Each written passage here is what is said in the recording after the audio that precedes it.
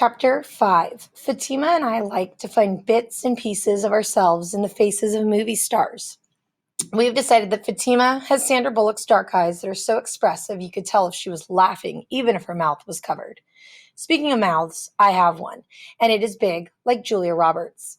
At least that's what I tell myself. Someday I hope I will be a movie star, and some other little girl will look at me and say, I have her eyes, her nose, her hair, her laugh, and she will feel beautiful. Maybe someday Julia Roberts will see me and think, I have her mouth. I am walking down by the shore with my favorite person in the whole world, my older brother, Isa. We are strolling down the stretch of beach that is open to everyone. Only people who, like Isa and me, have always lived here walk on this beach. Only people who don't have piles and piles of money walk on this beach. Soon we will be able to walk anywhere we want, Isa says. Things are going to change. I follow his eyes to the other side of the beach where there are plush white chairs shaded by white and blue striped canopies. The chairs sit empty, but they are not open. The salty wind is whipping through Issa's dark hair, and he is wearing his serious face. His serious face is new. Issa used to love to sing American pop songs with me and Fatima at the top of his lungs. He knew every word of Madonna, Whitney Houston, Mariah Carey. Now he knows other words like revolution, democracy, and change, change, change. He's always talking about change.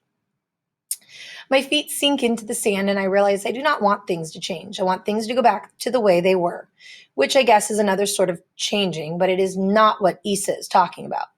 The sky is melting overhead. The sun, like my feet, is sinking lower and lower, swirls of yellows and dusty pinks. Are you coming to dinner? It still feels strange to ask my brother this question. His presence at Gada used to be as certain as the sunset, but now that has also changed. Issa's face switches again from serious to sorry, and I know he isn't coming. I'm meeting Saeed and Yasmin, he says, and Baba would tell you that my brother and his friends are plotting revolution. Our Baba is furious that Issa goes to these meetings. He calls them treasonous, and Issa says that it is our president, Bashar al-Assad, who is treasonous, who is oppressing his own people.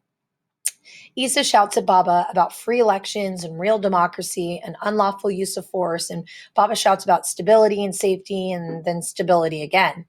You should come with me, Issa says, bringing me out of my memory and back to the beach. He knows that I can't. I am not like Issa. I'm good at taking an extra piece of bread at Gada and at talking too loud and too quickly about American movies. I'm not good at defying Baba. You should care about our country too, he says. I do, I say, but what I mean is that I care about my brother and my Baba and my mama, and I just want to live in a country where we can all have dinner again without shouting about our president or rebels and revolution.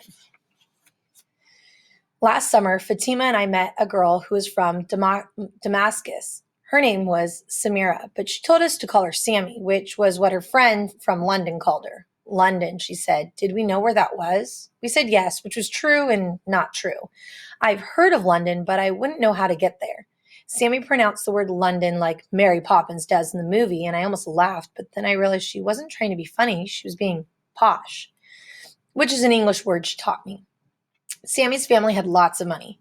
She was staying at the hotel right by the sea that has the fancy white chairs that are shaded with fancy white canopies, the kind of hotel that Issa hates, but I secretly like and dream about staying at one day. I picture myself as a famous actress coming home to visit, sitting on one of those fancy white chairs, reading a glossy magazine with my face on the cover. The hotel where Sammy was staying is right around the corner from Baba's store, where he sells candy bars and soft drinks and magazines to the tourists. His prices are much better than at the shops in the fancy hotels. Sammy was picking out a candy bar when she heard Fatima and me talking near the back of the store. Fatima and I like to hang out at Baba's store. Sometimes he gives us free Fanta, sometimes free chips, and there are always interesting people coming and going, especially in the summer. If we don't cause too much trouble, Baba lets us hang around. He would never admit it, but I think he actually likes when we come to visit him. You like American movies? Sammy said to us in English. She'd heard Fatima and me talking, so I knew she spoke Arabic, but she wanted us to know she also spoke English.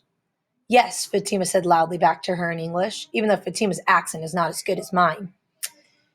Baba gave us a warning glance from behind the counter, and we all slunk further down the aisle, hiding behind the Kit Kats and the M&Ms. Which films do you like? She asked, again in English. Fatima looked at me. My English has always been better than hers. Miss Congeniality, Runaway Bride, Legally Blonde, Practical Magic, Pretty Woman.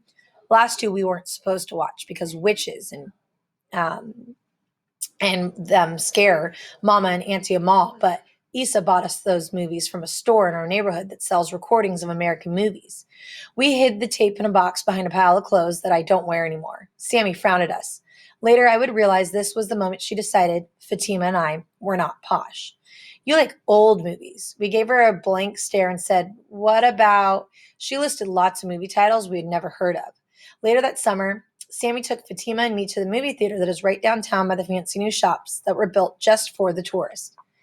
Fatima and I had never been to the movie theater or any movie theater, and we tried to pretend not to be stunned by the soft red velvet seats that are so dense you can make a handprint in the fabric, or the white flat screen that is larger than anything I'd ever seen.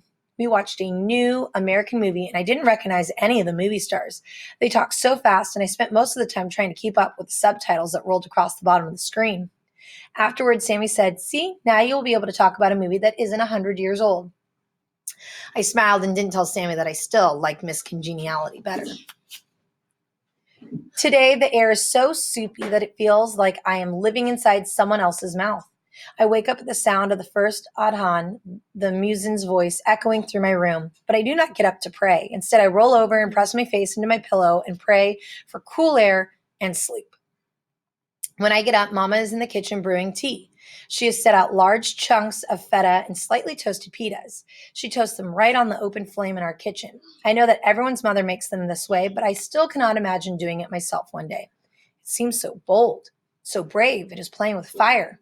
Baba has already left for work. In the summer, his store has extended hours. In the summer, he is a ghost that I do not see. I only know he exists by the footsteps I hear in the early mornings and late evenings. Mama is telling Issa to eat. She's telling him not to go to the march that is planned for today. Life is good. We should not tempt fate, Mama says. Life is not good for everyone. You only think it is good because that is what you've been told. You need to open your eyes, Issa says. I stretch my eyes as wide as I can. I want him to laugh, but he just shakes his head. I used to be able to make him laugh, but not anymore. I have not heard him laugh in ages. We live in a town where most people do not speak ill of our president, but my brother does. So do his friends who attend the local university. They have ideas about how the world should be. Issa says he wants to live in a country where anyone can be anyone they want to be. I don't understand what my brother means when he says this. I wish I understood exactly what my brother wants to be. Our president's family grew up in the mountains to the north of us, and if you listen carefully, you can hear the whispers rolling down the mountains, telling us to stay quiet and be grateful. The president's ancestors are powerful spirits. We live in a town that needs tourists. Revolution and war are not good for business.